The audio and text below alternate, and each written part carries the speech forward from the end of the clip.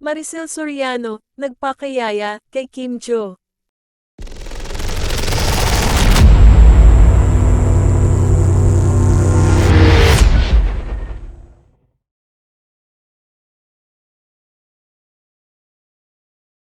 Pinagsilbihan ni Diamond star Maricel Soriano ang kapamilya actress na si Kim Cho bilang yaya nito.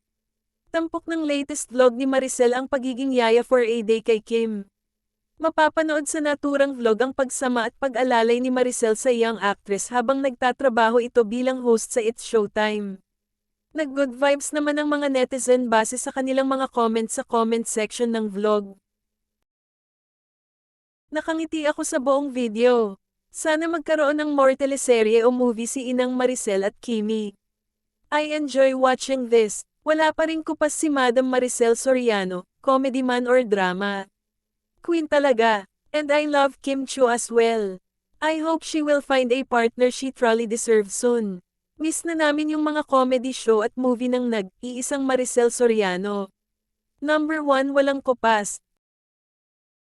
Nakakatuwa yung instant plot ni Mim.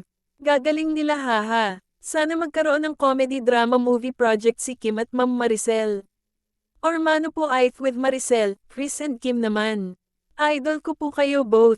The best ka talaga Inay Maria, kahit Diamond star ka na napaka down to earth mo, kung tutuusin mo ang dami mo ng achievements and yet very humble pa rin. I love you Inay. Matatanda ang nagkasama sa katatapos lang na seryeng Linlang sina Maricel at Kim.